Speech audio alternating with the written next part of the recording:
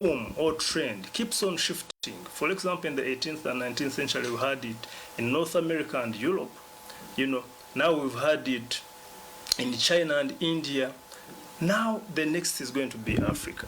That's why most of the tech companies are now coming to Africa. These summits have left many wondering what could be driving the world powers to Africa. We have fully liberalized our economies and left it in the hands of the forces of the forces of demand and supply, and we have little or less government intervention. So these external forces find it is actually to penetrate, into Africa. There is a new scramble for influence, for Africa's resources, for Africa, especially raw materials, and Africa is at the center of having the most untapped arable land, the most untapped mineral resources. You go ahead to look at things, for example, when you look at Uganda, we have expensive, ineffective, and unnecessary investment incentives. These advise that for Africa to reverse the status quo and start benefiting from the summits, it has to deploy a common strategy and plan alongside speaking with a common voice. For example, between 2010 and 2010 and 2016, do you know that over 325 embassies have been opened in Africa? This is the biggest diplomatic or embassy building boom that has ever happened anywhere. But we don't see any deliberate attempts to promote our own local and domestic products. You saw during the expo, what we are showcasing, we hardly a quarter of products representing the Ugandan market. However, some express worry that some African leaders are driven by small handouts given out at such conferences alongside consolidating their stay in power. This time, it is actually Africa that should be actually inviting these external forces, meaning that by the time you're inviting them, you've prepared yourself, you have a plan, as a continent. Do you have a single strategy? Have you worked on institutional capacity to actually respond to these external forces that are coming?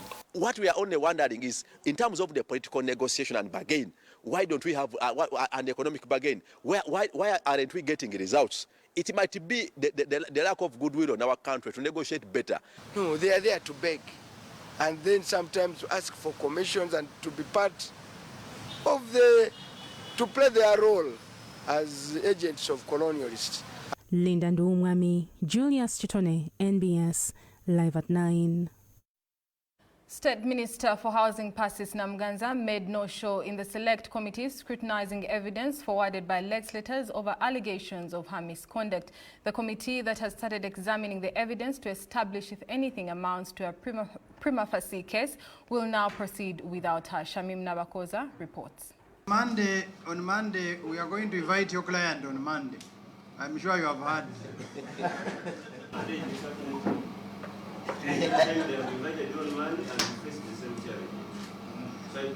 Tuesday. The 7-member committee examining the evidence in the censure motion against Minister Persis Namuganza was left shocked after waiting for hours without the minister or her lawyer appearing today. The minister didn't show up. Chairperson to the select committee, Mwine Mpaka, revealed that while he had written to Namuganza and informed the Prime Minister as well, the minister has not appeared and without any communication. He said the lawyer also told him that he had not received any instructions from the minister and he would not appear on her behalf. We invited the Honourable Minister the second time to appear today before us. We waited for over 1.5 hours and the minister didn't show up, so we contacted the lawyer who she sent to represent her the last time, and the lawyer told us he had not received any instructions to represent her, so he could not appear before the committee. He said the committee would not continue to give the minister more time, yet they're constrained to work within 15 days and report back to the House. Until the report is released, the committee is to continue examining the evidence and proceed without any input from the accused minister. The minister is not the only minister in the Ministry of Lands. So such a controversial issue, she should have attended, and we had also coped the Prime Minister in, so I don't think that would have been an excuse. She's the one who requested for more time, and we gave her the time. While interacting with the minister's lawyer, who never presented his instructions to act on her behalf, he declined to commit to the members on the appearance of the minister today. It is not my decision to take. Now, but on the basis of that response, the client now forms an opinion on whether to appear or otherwise. But for now, I would be acting outside instructions. Mpande Norman last week told the committee that they are expecting the Speaker and the Attorney General to respond to the petition filed by Namganza over sub judice.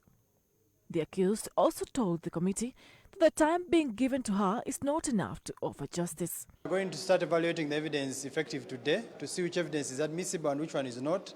And after then, we shall establish which one has a prima facie case. And this will take place between today afternoon up to Wednesday. On Thursday, we shall prepare a report, and on Friday, we shall hand over the report. The committee is now left with 3 days to report back to the Speaker on finalizing the establishment of whether the evidence adduced amounts to a prima facie case. The report is expected to be tabled before Parliament next week for debate and vote if necessitated. Justice Harrod is Justice Barrett. That is my submission. Shamim Nabakoza, NBS, live at 9. The Uganda Police Force is concerned that out of the 2.9 trillion shillings budget they presented to the Ministry of Finance for the next financial year, only 823.7 billion shillings has been approved, something that may affect the operations of the force. This was disclosed in the Defence and Internal Affairs Committee, where Uganda Police Force presented its budget breakdown for the financial year 2023-2024. Details follow. Honourable Chair and Honourable Members. The State Minister for Internal Affairs, General David Muhoozi, led a team of officials from the Uganda Police Force, Uganda Prison Services, Immigration Department to provide the breakdown of their budget framework paper for the financial year 2023-2024. I wish to note that the national security has improved and the general crime rate has reduced from... First was the Uganda Police Force that presented a budget framework paper of 2.9 billion shillings for the financial year 2023-2024. The breakdown was presented by the Undersecretary of Uganda Police Force, Aggrey Wunyi. We also plan to recruit 2,500 staff. According to Wunyi, Uganda Police Force needs 447.5 billion shillings for the General Administration Support Services, 141.7 billion shillings for crime prevention and investigation management, 168 billion shillings for the territorial policing, and 66.1 billion shillings for emergency response and specialized policing. 126.7 billion shillings is needed for improving training schools facilities for Uganda Police, 24.2 billion shillings for the renovation of existing barracks, 70 billion shillings for construction of uniports, and 87.9 billion shillings for the construction of new staff units, and 20 billion shillings for the construction of the Police National Hospital. Construction of the police hospital requires 20 billion. We only have 5, leaving a shortfall of 15 billion. We want to start with 30 model sub-county police stations. This will require 7.5 billion. 4.5 is provided, leaving a shortfall of 3. Wunyi also noted that in the new budget, Uganda Police Force will need 54 billion shillings for police uniforms and worn suits, 91.2 billion shillings for feeding police officers during operations, 20 billion shillings for fire emergency and rescue services, and 70 billion shillings for radio communication system. Feeding in operations, Honourable Chair, this is one of our areas for persistent supplementary. We require 91 billion, only 60 is provided, leaving a shortfall of 31. Uganda Police Force is also requesting for 74.4 billion shillings for the automation and integration of the Uganda Police Force, 121 billion shillings for oil and gas protection security, 187 billion shillings for procurement of 332 CCTV cameras to be installed in Kampala Metropolitan, and 2,446 CCTV cameras that will be installed in the 10 new cities. We are trying to make a case for phase 3 to cover the gaps in Kempi and the rural areas which are not covered by CCTV. Then construction and equipping of regional forensics referral center at Naguru, and expand K9 to 29 districts. 94.4 billion shillings has been budgeted for addressing cattle rustling in Karamoja sub-region, 12.8 billion shillings for the management of exhibits, 28.4 billion shillings for detection and neutralization of terror threats. In the new budget of Uganda Police Force, 5 billion shillings has been budgeted for the new furniture, 79.2 billion shillings for acquisition of new fleet of patrols for all districts, troop carriers and motorcycles, 8.7 billion shillings has been budgeted for maintenance of police aircrafts, and 39 billion shillings for repair and maintenance of police fleet, among others. Each sub-county is expected to have at least a pickup and 2 motorcycles. And this is the budget which has been cut under capital development. The patrol vehicles, we last bought them almost 7 years ago. They are now not in very good shape.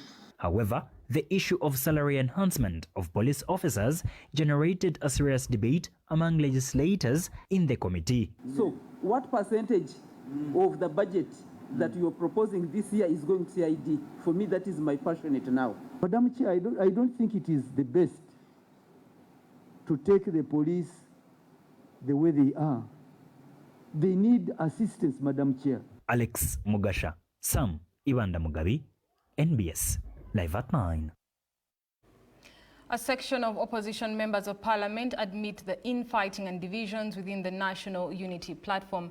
The leader of opposition in parliament, Mathias Mpuuga, however, says the differences within the political parties are normal, pointing fingers at an invisible hand that is fueling the differences. Days after the National Unity Platform suspended its leaders in Busoga and launched investigations citing many squabbles, infights and divisions among the party leaders in the sub-region. But while the party is investigating Busoga leaders, the leadership could be headed for more investigations after a section of legislators confirmed that there are infighting within the party. Some of our colleagues, they have been infiltrated by Mr. Museveni. They are working for him. But I call upon the Secretariat to summon them, to sit with them, because we need numbers, we need MPs. We are a political party that has membership of human beings. I only call upon my colleagues to prevail over themselves, to respect our people, the mandate of the people who brought us in parliament. The legislators say that however much their party leaders are determined to resolve these differences, there is an invisible hand fueling the fights amidst allegations that some are being used by the regime. Members of parliament who are money-minded, who believe that without money they cannot survive, who have started seeing money while in parliament, of course, Mr. Museveni has already put on them a price tag, and they will go. If you have forgotten, you are an opposition person, and you have forgotten the end game which I told you, and now you're criticizing your fellow opposition, who are you working for? However, the leader of opposition in parliament, Mathias Mpuuga, says the National Unity Platform Party is resolving its internal differences. True, we have some of our leaders, including members of parliament, that in a way have a bit digressed from the key objects of our organization, either willingly or unknowingly, and we are struggling to make sure that we align each other. Mpuuga castigates what he describes as an imbalanced parliament, which has frustrated their deliberations. Members of parliament look at the opposition as a bother, an interruption to their comfort. And our duty is to disrupt this comfort because it does not resonate with the suffering of the masses. This as the Shadow Cabinet met in Entebbe for a 2-day retreat to discuss the 2023-2024 financial year budget framework paper. We are here to consider our major objectives of the opposition, and we shall independently present them, but not necessarily regurgitating government proposals, but presenting our own independent propositions, alive to how the country, the economy is structured, and how our people, the people we represent as the opposition, rather see the country run. Alex Mugasha, Josephine Namakumbi, NBS, Live at 9. Some opposition political parties have been accused of advancing self-interests ahead of national interests. This as a seemingly political contestation continues to grow in opposition political parties, with internal bickering and infights taking center stage. Victoria Bagaya with the details. As the opposition continues to accuse the NRM of deliberately weakening them by frustrating opposition activism, within the opposition itself, there are silent obstacles that threaten to pull down the once vibrant political establishment. Those close to this establishment say there is serious political contestation within the opposition, which is marred with internal bickering, disgruntlement and infights. These our leaders from Busoga sub-region have for quite a bit of time been fighting, and fights can happen. Siblings fight, even married people fight, but you make up, you get moving. But you see, for these ones, it has gotten worse. The fights are on social media, at functions in the area, and so on. Opposition stronghold, the National Unity Platform is one of those going through some difficult times, with the recent suspension of the Busoga sub-region leadership and the latest recruits from the Forum for Democratic Change. This has now left many wondering whether NRM should continue to be blamed for the opposition woes, since individual parties within the bloc are now going for each other's members. Every political party operates as it deems fit, has got its own activities and so on. Then we see where we can connect. I don't think this affects the unity of the forces of change. It is unity of forces of change, not unity of political parties. The forces of change once again failing to unite. NUP party spokesperson Joel Senyu says it's a conversation they have not openly had. In all our meetings, one of the things we have not discussed is entry of members into a political party. Otherwise, if we had discussed it and said, let's stop the recruitments or don't allow people from this political party to join a political party and so on, then there would be a ground. That's not something we have discussed. Now, political analysts say the debate on opposition competition is diversionary, calling for collective citizen organization. They are weakening what we call citizenship.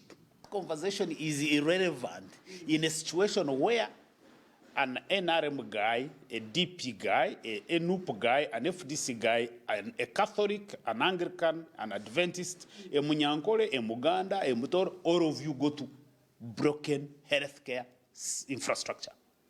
All of you will take your kids to a collapsing education system.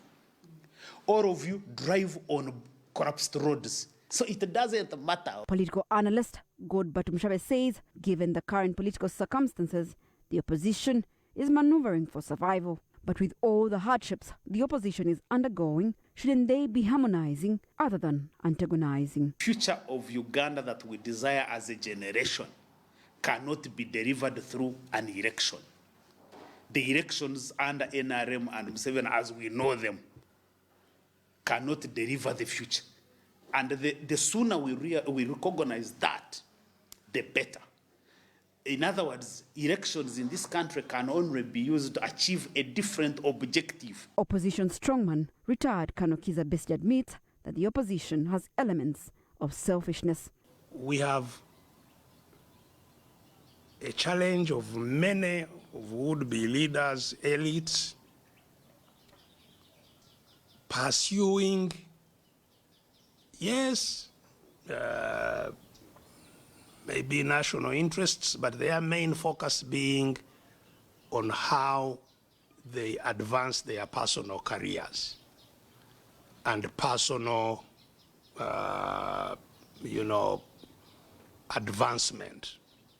Besigye attributes this to the undemocratic political environment that has left even the opposition confused. He, however, says some of these are jumping from one frying pan to the fire, and it's bound to catch up. Where you have no freedom of speech, no freedom of association, no freedom of movement, no. Parties are a joke if they think they can thrive in that environment. So what must be done in this kind of environment that is clear to everybody is not to promote partisanship. It should be to promote unity of those seeking freedom for parties to survive. Victoria Bagaya, NBS, Live at 9. I did promise that it will be action-packed, and we will be speaking to the leader of opposition, the Right Honourable Mathias Mpuga, or Mathias Mpuga, depending on which kindergarten persuasion you are of. And that conversation is going to be had by Shamim Nawakuza, who is beaming and smiling there. I think it's got to be with my introduction. Shamim, a very good evening. Let's see what this interview looks like. Many thanks to you, Samson and Sheila at the Political Command Center. Yes, we are coming to you live from Entebbe, and we want to understand, pick from the few challenges that equally Dr. Kizza Besigye speaks to, the challenges of selfishness from within the opposition, and also understand from the fact that 2022 had its own challenges for the opposition. It is gone. 2023 is right here. Right, Honourable, where is the focus? What is it that you're picking from this very year? Well, thank you, Shamim, and viewers on MBS Live at 9. First of all, we all know that last year peaked with rampant runaway violation of human rights, and that has not even eased in the new year. And where it has eased a little bit, the causes, the challenges, the culprits that have visited this suffering to citizens have not been resolved, and therefore we carry into 2023 the burdens, the challenges of last year until they are fully resolved. We are aware that they were in part occasioned by an attempt by the regime to fix the political challenge of the country through using sheer power, abductions, disappearances, and trumping up charges against opponents. It caps the nature of the challenge of the political space that is increasingly becoming narrow, and its attempt, the regime, to resolve it using what they chose to be the power of the gun. 2023 will carry through this, and we are going to follow through. There's so many violations, including going for individuals and organizations that have been involved in the violations. Certainly calling out through the parliamentary platform on government ministers to answer to their dockets, to especially account for their role in the violation of human rights. That will be in part. And indeed, part of our job to hold government accountable will be to follow up on what is now becoming a permanent and pensionable act of runaway corruption within the rank and file of the government apparatus, and hold them accountable, individuals, institutions, and groups, as part of our accountability to the people, the taxpayer, the citizenry in general. So that will carry through. Thirdly, we intend to, this year, involve a little more the population in our work, because we are their servants. As part of trying to come to what will work in resolving the major challenge of our politics, which is a failure of transition, we have planned as the opposition to engage the population to try and best understand what their role will be and what our part will be as leaders in resolving a major and outstanding question of transition, because it's what is causing all these problems, including occasioning human rights violations, because sections of the regime fear change, and therefore they believe that any change that will be propelled or driven by the opposition is against them, and they think it is personal holder. So we'll be out there as part of our work, involving the population in our work, in the debate, in the agitation, until normalcy returns to alma mater. You speak about involving the population, but equally within your members, there are accusations counter from every other side of an invisible hand eating into the opposition. And we want to know from you, as a leader to many of those in Parliament, we want to understand from you, what is it that could be tempting your members to succumb, probably, to the hand of that invisible character? Unfortunately, Shamim, these members of Parliament are not little children with whom I'll hold by the stick. But what really warms my heart is the fact that no one has the capacity to eat away the entire opposition. Individuals that will accept to really get taken, that would be their trouble. The opposition in Uganda is not shrinking, it's growing. And individuals could get off, but the juggernaut of change cannot be stopped by individuals settling for crumbs and settling for less. Secondly, there will never be an occasion when individuals within the rank and file of the opposition have a uniform view of things. And that in a way may play out to be major shifts, major disagreements, but all I know is that the major center where opposition gravitates is together, and there's no doubt it will continue working out. And the falling off of individuals throughout history, human history, will never stop. As long as the center holds, the agitation for change will remain, and those who keep going will last the distance. It's not easy for all individuals to last the distance. And I can tell you, it is normal. Wanting or failed unity from within the opposition is equally another question. But you say the opposition is continuously growing, but growing amidst a space that many times you have said has a shrinking space for expression, for political outplay. How does that work then? Two things we're talking about. One is opposition unity.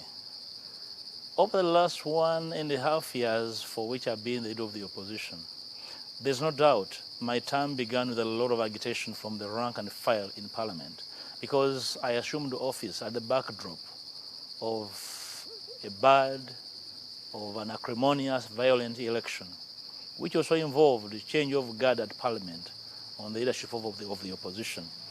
This, as we all know, was a bit, taken bad faith and left a bad taste in the mouth of some of the sections of the opposition. But over time, we have been able to cultivate a modicum of harmony, and we are working. Secondly, the principal leaders of the opposition from the different parties have also helped the cause of unity. You have seen, hitherto these meetings are improbable. Immediately at the end of the election, we wrote to the different political groups asking for meetings to convene and discuss the possibility of unity. And it was a bit difficult to have these meetings sit. As I speak, we have had several meetings sit to discuss opposition unity, and they are warm meetings, they are positive. We are alive to the challenges of unity, and the possibilities are heartwarming. So I can see the distance between the yestermonth and currently, and this for me warms my spirit. For the pockets of digression from within Parliament cannot be a representation of our trajectory and what I posit as positivity in the way we work. Many thanks to you, Right Honourable Mathias Mpuga, the Leader of Opposition, for speaking to us on pertinent matters from within the opposition. Thank you very much. Samson, Kasumba and Sheila, back to you at the Political Command Centre. Those are words that I cannot certainly afford to add any other statement onto. Back to you. Thank you very much, Shamim Nabakuza, out there in the Entebbe night for us. You're certainly watching NBS Live at 9. Back to Sheila here. Thank you, Samson. Moving on, the Balalo who were directed to leave northern Uganda by President Yoweri Museveni have returned to the region and are already causing mayhem. The directive came 2 years ago when President Yoweri Museveni wrote to the army and all security organs to enforce a 2-month eviction of all Balalo in northern Uganda. Benson Ongom traces back on the key Balalo decision and what happened to the presidential directive.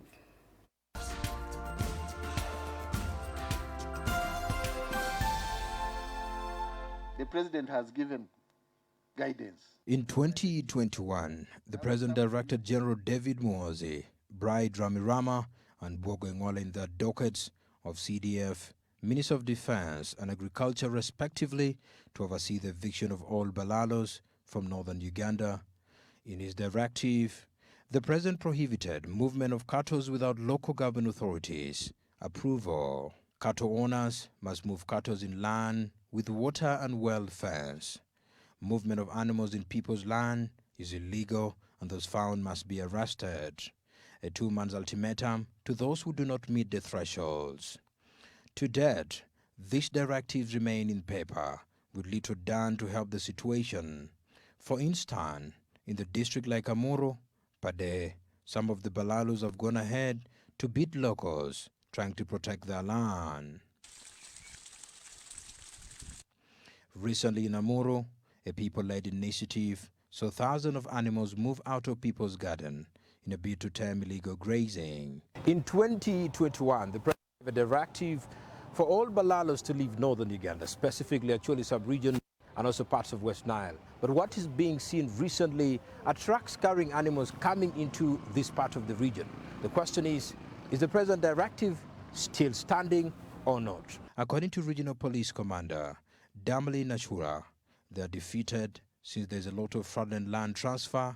Some of the Balalos have land titles and papers. She adds they don't know how some of the animals are making their way back. They are trying to enforce the roadblock checks. All our security on the roads are informed that animals must move during the day only. They must show certificate of no objection from where he's taking the animals. So, and also show the certificate of compliance. So all those have to be checked by our security on the roads.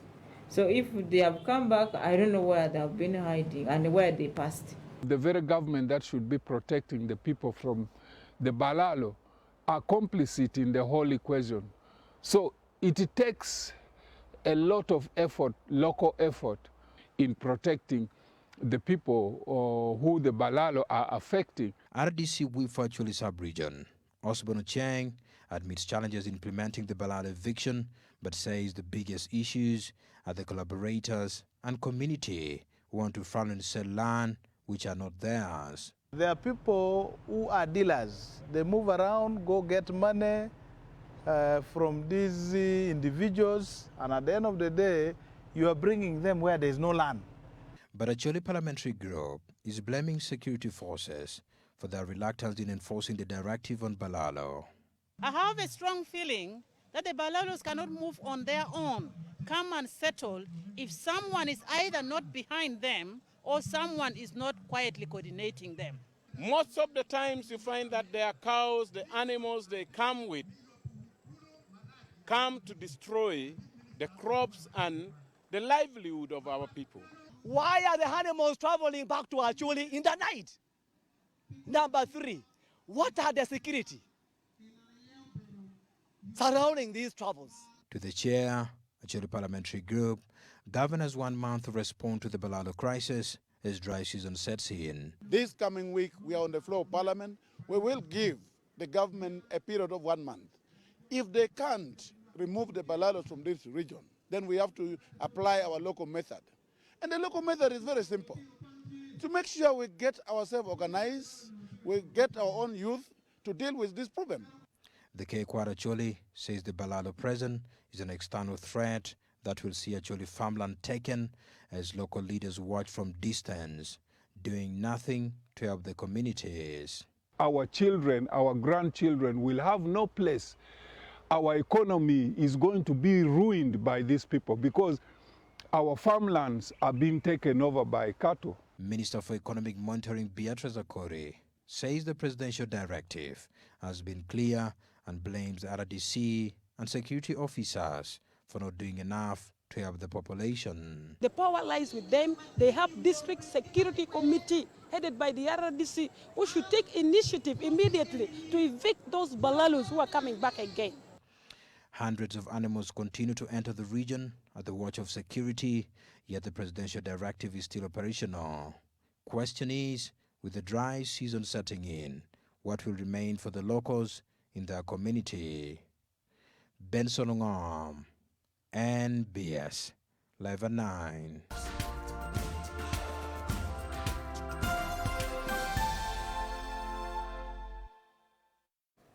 What I noticed from some of those pictures, I don't know if you also noticed, is that some of those cows actually look very, very good. I have a very, very big affection for cows. But away from that, let's get to the details of that story. And I do have Benson Ngom in the night here for us. Benson, a very good evening. It is the subject of the Balalo. And I want to say and commend you. Some of the pictures you took out there had very, very good cows. I have interest, and we'll talk after this conversation. Definitely, Samson. If you want some, there are very many in this part of the region, and I know the prices will be set. But this evening, we're going to be speaking to the Deputy Prime Minister of Acholi Kekwaru, Leum Bernard, and we want to understand deeper understanding of Balalo in this part of the region. Good evening and welcome to NBS Live at 9. Bernard. Thank you very much, Benson. Thank you, the viewers of NBS TV. Seems you have failed culturally and traditionally because the question of Balalo keeps coming back and forth. In 2019, 2020, 2021, and we are seeing Balalos come here and pay very petty money to people to get their land. Have you failed as an institution? Benson, the Balalo is a new phenomenon that has emerged out of, it is a post-war recovery issue that we are dealing with at the moment. We've seen Balalo come to Acholi sub-region in particular, and as the leadership of Acholi sub-region have always been at the forefront in ensuring that the influx of Balalo in this region is purely regulated, and the leadership has been trying to do its best to deal with this. Particularly Kekwaru Acholi has been at the forefront in ensuring that we deal with this phenomenon. We have many who have come into Acholi sub-region. In the last election, we've also had Balalos who wanted to contest for leadership position in this region, but they were stopped by the locals not to intervene. I think the coming of Balalo in this sub-region has disrupted the way of life of Acholi people. We all know that Acholis are mixed farmers and not pastoralists. So the coming of Balalo as pastoralists has continuously disrupted the way of life of the Acholi people in this sub-region. And we've had efforts in 2020, in 2021 and 2022 in ensuring that they live. Fortunately, the President has also recognized this and issued a directive in the year 2021 that the Balalo should leave this sub-region. So why are they not leaving? Because the people that you people rule, traditionally and culturally, are selling hectares of land at 500,000 shillings, 300,000 shillings. In some places, actually, we've been told 150,000 shillings for an hectare of land. And that's a huge crisis. Why is it happening? Can't you as an institution have a way that even this land can be leased if people cannot, people are so vulnerable and they need this money? Benson, the biggest player in this is poverty.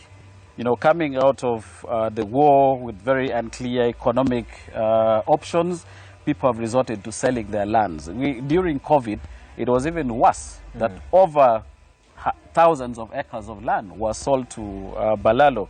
The law allows Balalo to live anywhere in this country. And when they came to this sub-region, they have the money, they're highly connected, and they've been buying land. Unfortunately, they've also been fencing off this land, and this has also limited people from accessing other economic sources like bricklaying, clay, and the others that used to support the people. And this has been a challenge. And as leadership, we continue to, to engage so that we peacefully coexist. But the leadership is not sleeping. They're trying their level best to see that we deal with this issue once and for all.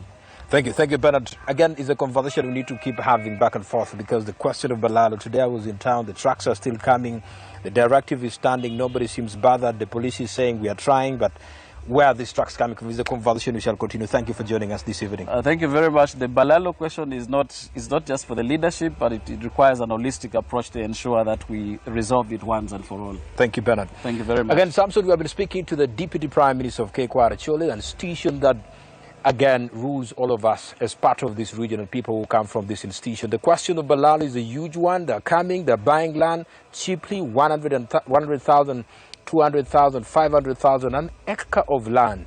And it's a crisis indeed. Again, it's a discussion we shall continue to have more and more. Back to you, Samson. Benson, here it is. My interest originally was in the cows, but now that land is 500,000 shillings an acre, I'm developing a new interest in the land there. Now, let's get into a break. When we come back, we'll be speaking through our partners, and that is Voice of America. All that is happening here on NBS Live at 9. Come, brought to you by Make Your Building a Paradise. We have weather coat emulsion, undercoat emulsion, silk vinyl emulsion, flat emulsion, super gloss, and high gloss. Global